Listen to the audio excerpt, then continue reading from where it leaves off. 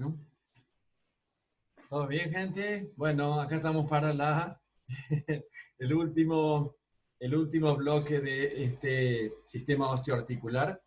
Acá vamos a ver un poquito cómo están la forma que tienen los huesos, algunos ejemplos de hueso.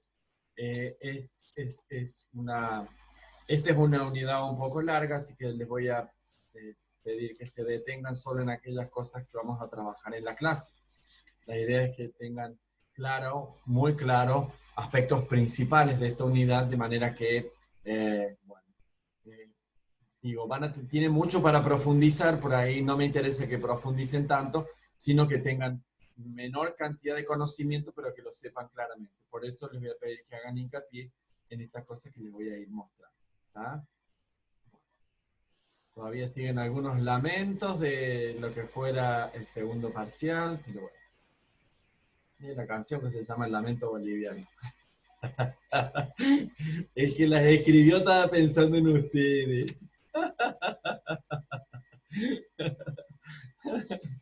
Bueno, vamos a ver el tipo de hueso, ¿no? Vamos a ver el tipo de hueso. No me quiero tentar porque no se me pasa. Vamos a ver el tipo de hueso. Bien. Esta cuestión de la clasificación, eh, o, sí, de la clasificación que hay de hueso, básicamente tiene que ver con lo que hace a las medidas. ¿Sí? No es muy difícil entenderlo ni comprenderlo, y de hecho, si tienen una capacidad de observación bastante, digamos, marcada o saben observar, bien, no van a tener mayores problemas. Van a encontrar alguna bibliografía que les va a hablar de 5 tipos de hueso y otra que les va a hablar dentro de lo que sería 4 tipos de hueso. ¿Sí? Alguna bibliografía incorpora el hueso sesamoideo, que en este caso sería la rótula, y otra bibliografía lo pone como hueso irregular. ¿Ah? Bien. En este caso lo vamos a tomar como dice Tórtora, como para que tengamos una referencia más digamos, acordemos un punto de coincidencia. ¿Sí? Vamos a encontrar, básicamente les decía, 5 tipos de huesos. Los huesos largos, ¿sí? Huesos largos. Un hueso largo que, como su nombre lo indica, la longitud es predominante frente a lo que sería la anchura, ¿sí? También al espesor. Son huesos bastante densos, más fuertes, y que, digamos, en su interior van a albergar médula ósea roja y médula ósea amarilla.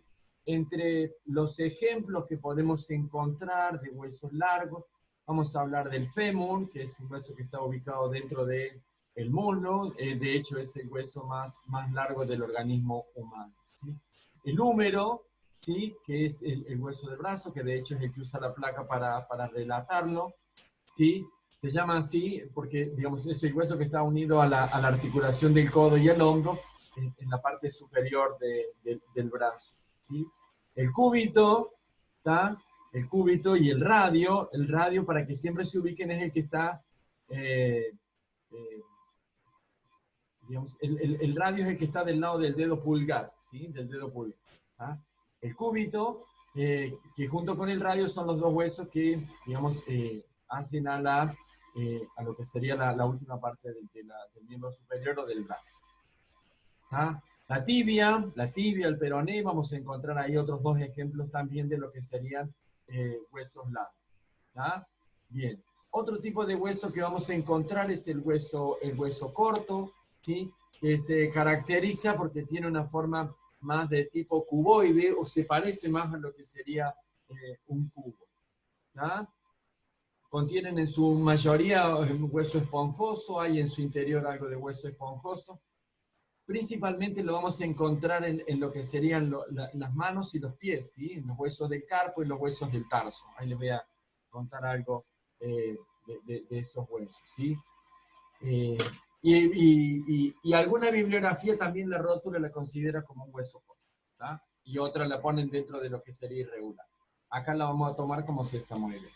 Algunos ejemplos de hueso corto son los huesos del tarso, los huesos del carpo, los huesos del talón del pie, ¿sí? Los huesos del tarso son los huesos del pie, toda la articulación. A ver, por ahí tengo algunas fotitos como para que lo vean, los huesos del tarso. Bien, acá tenemos los huesos del tarso, ¿sí? Y los huesos del carpo, los huesos de la mano. Los huesos del tarso, los huesos del pie, los huesos de la mano o los huesos del carpo. ¿Sí? Ven que tienen esa estructura cuboide, esa formita de cuboide, ¿sí? Bien. Esos serían un ejemplo de huesos cortos, ¿sí? Luego tenemos los huesos planos, ¿sí? A ver, hueso plano. Son huesos que están compuestos por una capa de hueso, ¿sí? Algunos tienen algo de hueso esponjoso, ¿sí? Entre una capa y la otra de ese hueso plano suele haber algo de hueso esponjoso. Vuelvo a decirle, tienen una forma plana, y los ejemplos básicos son los huesos del cráneo, ¿sí? El esternón también es un tipo o un ejemplo de lo que sería un hueso plano. El omóplato, ¿sí? Ahí lo vamos a ver. El omóplato, a ver para que lo puedan ver bien. El omóplato sería el que está en la partecita de atrás, es decir, sería en la espalda. Lo que habitualmente le llaman la paleta a algunos, bueno, comúnmente se le llama el hueso de la paleta, bueno, ese se llama omóplato. Es un tipo de, o un ejemplo de lo que sería un hueso plano, ¿sí? Un hueso plano, ¿sí? Luego tenemos los parietales, los occipitales, que son huesos que están formando la cavidad craneana o los huesos del cráneo, ¿sí? Estamos ahí. Otro ejemplo que tenemos son los huesos irregulares. Los huesos irregulares son todos aquellos que tienen una forma que impide ser clasificada dentro de lo que sería alguno de los grupos anteriores. Es decir, no es un hueso largo, no es un hueso plano, no es un hueso corto. Y los que mejor ilustran este tipo de huesos son los huesos de la columna vertebral, que van a ver que tienen toda una forma que no coincide, no se la puede clasificar dentro de los que fueran los anteriores. Dentro de los huesos irregulares les decía los huesos de la columna vertebral, ¿sí? Los huesillos del oído son otro ejemplo de lo que sería un hueso irregular, ¿no? Y por último tenemos el hueso sesamoideo, que en este caso tenemos solamente uno, que es la rótula. Es un hueso que tiene la particularidad de no articular con otro hueso, sino que va a estar formando la articulación de la rodilla, pero que va a estar rodeado de todo lo que sería tendón. De hecho, está como inserto por encima del tendón. ¿Ah? Bien, entonces tipos de huesos: largos, huesos cortos, huesos planos, huesos irregulares y huesos sesamoideos. Vamos a ver ahora el esqueleto humano como tal. Es uno solo, pero a fin de poder entenderlo un poquito, a fin de poder comprenderlo un poquito, vamos a ver que hay dos tipos de esqueletos, ¿sí? Por un lado, el esqueleto axial, que tiene que ver con el eje, o que va a ser al eje, que va a marcar la línea media de ese organismo humano, ¿sí? El esqueleto axial tiene 80 huesos, ¿sí? 80 huesos. En total, el organismo humano tiene 206 huesos. 80 huesos van a corresponder a lo que sería el esqueleto axial y 126 huesos van a corresponder a lo que sería el esqueleto apendículo. ¿Ah? Dentro de los huesos del esqueleto axial vamos a encontrar todos los huesos que están en la región de la cabeza, en la región del cuello y parte de los huesos que están en la región del tórax. ¿Ah? Bien, entonces tenemos dentro de los huesos de la cabeza 22. A ver, ¿qué me interesa acá? Que entiendan qué es el esqueleto axial, qué función cumple y cómo está constituido mínimamente. ¿Ah? Entonces, a fin de poder entender de dónde sacamos los 80 huesos, es que 22 huesos corresponden a los huesos del cráneo. Van a ver ustedes que si desarmamos un poquito el cráneo, ahí lo vamos a ver, vamos a encontrar fácilmente los 20. Los huesillos del oído, tres para cada oído, los huesos hioides, que esto lo estuvimos viendo el otro día cuando hablábamos de aparato respiratorio, ¿sí? Los huesos de las costillas, ¿tá? El esternón, que es uno solo, ¿tá? Y el hueso de la columna vertebral, que son los huesos que van a dar protección a la médula espinal, ¿tá? Acá tenemos los huesos dentro de los que sería el esqueleto axial, aparecen los huesos de la columna. La columna vertebral, ¿ah? Tiene un conjunto de vértebras que van a estar dadas por las 7 cervicales, que son las primeras vértebras, y que se van a enumerar de arriba hacia abajo, C1, C2, C3, C4, hasta llegar a la C7. Entonces, cuando encuentren alguna descripción que haga referencia a las vértebras C tanto, sepa que está haciendo referencia a las vértebras cervicales. Luego tenemos 12 vértebras torácicas, 5 vértebras lumbares, y algunos hablan del sacro y el cóccix como una vértebra más, otros lo ponen como un órgano de la estructura ósea del organismo humano, ¿sí? Entonces tenemos región cervical, región torácica, región lumbar, sacro y cóccix, ¿sí? Esta plaquita de acá abajo,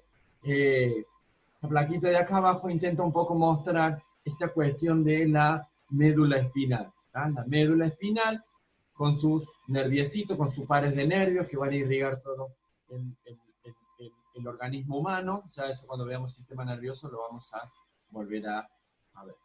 ¿Vamos? Bien.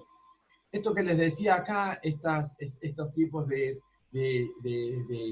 articulación que veíamos desde el punto de vista anatómico, es decir, las articulaciones fibrosas, ¿ven? La unión del frontal con el parietal, aquí el hueso frontal, hueso parietal, hueso temporal, y todas esas uniones, esas cisuras que se van dando ahí, son articulaciones de tipo fibrosas y son articulaciones de tipo sinartrósico, es decir, articulaciones que carecen de movimiento.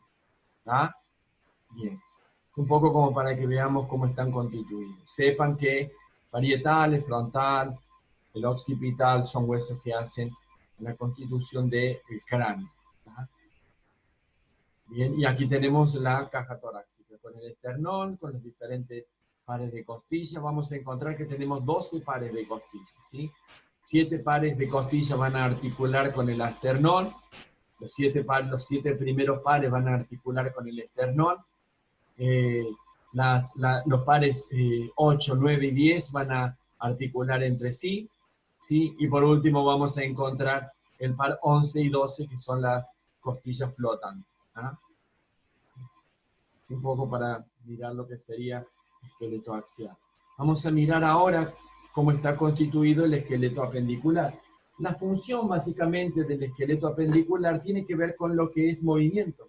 El encargado, el tipo de esqueleto que vinculado a el esqueleto axial va a hacer a todo lo que es el movimiento dentro de lo que sería el organismo humano, el movimiento que hace al organismo humano.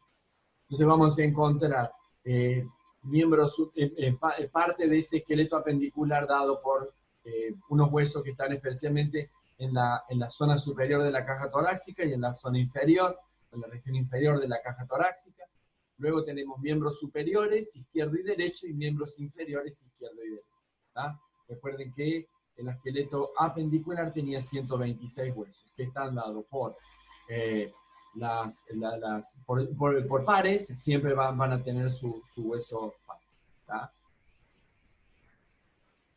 Bien, acá tenemos un poquito esto que veíamos recién acerca de el esqueleto apendicular, ¿sí? El cóccix, el hueso del cóccix, el hueso que va a formar la articulación de la cadera junto con el fémur, la tibia recuerden que es más grande que el peroné y es la que está en posición adelantada, y la que ocupa la mayor parte de lo que sería la articulación de la rodilla, ¿tá? El tarso, el metatarso, y por último la falange, en este caso la falange de lo que sería el pie, ¿tá? Y en este lado, el punto donde se va a encontrar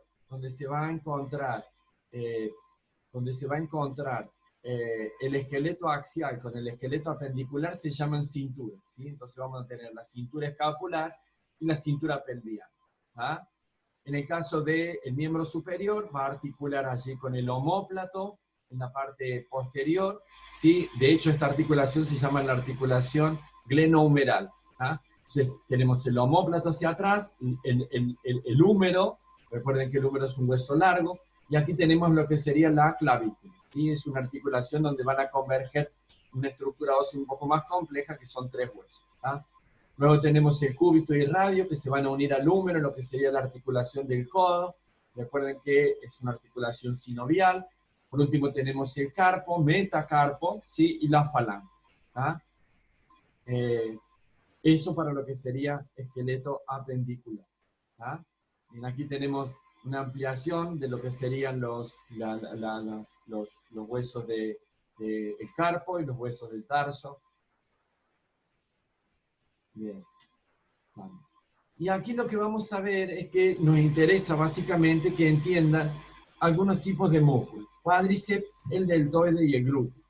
Esto nos interesa que sepan claramente dónde van a estar insertados, dónde los van a ubicar, porque son músculos que tienen mucho que ver en esta cuestión de la administración de medicamentos. ¿Sí? Todo medicamento que se administra por vía intramuscular generalmente son las vías de elección. ¿Sí?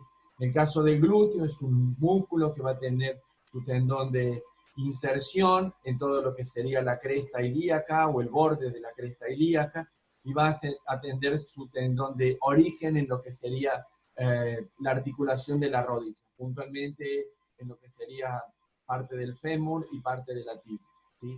El deltoide es otro músculo que también va a tener su tendón de origen en todo lo que sería la clavícula y la escápula, es decir, un músculo que va a girar prendiéndose o engarrándose o originándose, digamos, o el tendón de origen va a estar dado en todo lo que es, digamos, la clavícula y la parte del omóplato, ¿sí? Y va a tener su tendón de inserción en lo que sería casi contra la articulación del codo. ¿Ya?